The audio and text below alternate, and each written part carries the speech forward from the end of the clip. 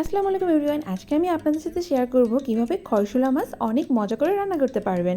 আচ্ছা যাই হোক, এজন্য আমি এখানে দিয়ে দিলাম পরিমাণ মতো সরিষার তেল। সরিষার তেলটি যখন গরম হয়ে যাবে তখন আমি এখানে দিয়ে দিলাম পরিমাণ মতো পেঁয়াজ কুচি, দিয়ে নাড়াচাড়া করে আমি এখানে দিয়ে দিলাম পরিমাণ মতো লবণ, দিয়ে আমি একইভাবে নাড়াচাড়া করে এখানে দিয়ে দিলাম পরিমাণ মতো আদা রসুন ও জিরা বাটা, দিয়ে একইভাবে নাড়াচাড়া করে আমি পরিমাণ মতো পানি দিয়ে, পানিটা যখন একটু ফুটে উঠবে তখন আমি এখানে দিয়ে দিলাম পরিমাণ মতো মরিচের কুচি, দিয়ে নাড়াচাড়া করে আমি এখন এখানে দিয়ে দিলাম ধনে গুঁড়া, হলুদের গুঁড়া, দিয়ে আমি আবারও একইভাবে সুন্দর করে নাড়াচাড়া করে মশলাটা আমি এভাবে কষিয়ে নিব 3 থেকে 4 মিনিট।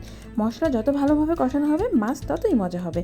তারপর আমি এখানে মাছগুলোকে সুন্দরভাবে দিয়ে এপাশ ওপাশ করে সুন্দরভাবে নাড়াচাড়া করে নিচ্ছি। ভিউয়ার্স দেখেন, নাড়াচাড়া করে আমি এভাবে 5 থেকে 6 মিনিট আমি মাছটাকে সুন্দরভাবে নাড়াচাড়া করে করে মাছটাকে সুন্দরভাবে কষিয়ে নিব।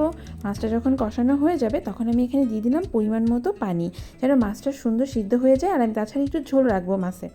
তো তারপর আমি দেখেন এখানে আমি মাছটা সুন্দরভাবে নাড়াচাড়া করে পানিটা যখন ফুটে উঠবে তখন আমি দিয়ে দিব মাছের ডিমগুলোকে।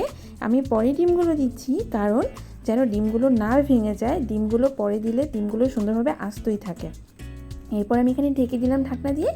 এরপর আমি 3 থেকে 4 মিনিট পর আমি মাছগুলো দেখেন হয়ে গিয়েছে। আমি এভাবে সুন্দরভাবে নাড়াচাড়া দিয়ে এখন সুন্দর একটি বাটিতে ঢেলে আমি মাছটিকে পরিবেশন করব।